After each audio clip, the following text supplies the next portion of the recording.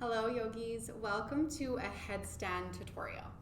So I'd like to invite you to approach this with a lot of curiosity and a lot of kindness towards yourself as anything that you approach in yoga. Give yourself a little bit of patience and time if this is something that's new for you. I do want to encourage you to be mindful of your energy while you're practicing inversions. And in yogic philosophy and Ayurvedic philosophy, practicing inversions when you're menstruating is not recommended. You're essentially just going against the plumbing of your natural body. So for this headstand practice, I advise you to be clear of any rings or jewelry on your wrists and hands. It can make it really uncomfortable to get upside down. And you want to make sure that you're practicing this with really warm shoulders. So you don't want to just throw yourself into an inversion or a headstand in particular without first being aware of your shoulders and maybe your neck, because you are putting a lot of weight on the top of your head. Your head is not it's not designed to hold weight. That doesn't mean that you can't do this safely after you've built up that strength and flexibility of your neck. So after you've done those things and you're ready to practice your headstand, then come down to your mat. You want to make really sure that your heart rate is calm and slow. In an inversion, you're already allowing the blood to flow down to your brain. So if you're doing that when your heart rate is really fast, you're going to get dizzy and great things are not going to happen for you.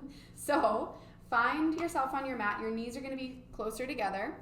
And you're going to measure the distance for your arms. You don't want your shoulders to be wider than your elbows to be wider than your shoulders. What you need is strength in a plane that is more vertical rather than horizontal. And what I mean by that is when you're upside down, you don't want to be rocking forward and back. So you want that strength to go this way, not this way. You need more stability in a different plane. So find a measurement of your elbows that is no wider than your shoulders. And a great way of doing that is actually wrapping your fingers around both of your backs of your arms, so your triceps just above your elbows, and then leaning forward and setting your elbows down on your mat. From there, release your elbows, bring your hands, interlacing your fingers down onto the mat. You want to make sure that the pinky that is on the bottom is tucked in. And then you're going to set your head down in this cup that you've created with your hands. The part of your head that you're setting on the earth is where your forehead meets your hairline. I find that I go a little bit further into my hairline, and that is okay. So set that part down. And then right now, I'm winging my shoulder blades and my chest is melting down to the earth. I want to do the exact opposite. So I'm going to press into my elbows, find space between my shoulder blades, and create lots of strength across my back body. And then you're going to press, continuing to press your elbows down. Belly button comes into your spine, curl your toes under, and lift your hips high. Now, if this is really new, you might stay here and just think about rocking forward and back, bringing your hips as close over your shoulders as possible, and build strength here and flexibility in the back of your legs. If you're ready to get upside down, you can do this a couple different ways.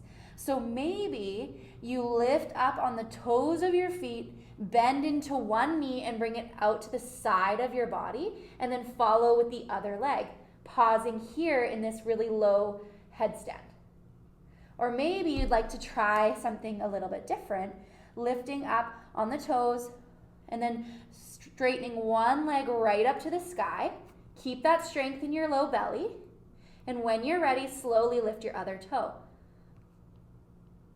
Find that straight, slow lift. Nice and strong and steady. Both legs lift up, point your toes. Belly stays strong, bum stays strong. Now hold here. Keep that strength in your shoulders, and when you're ready to come down, curl your toes under. One leg comes down first, then the other. Knees come down to the earth, set them nice and wide. Find your child's pose. I always recommend resting with your head and your heart at the same level after an inversion. Stay here until your heart rate feels nice and slow and calm. And as you feel ready, rise up. I hope that helps you get into a headstand. Enjoy.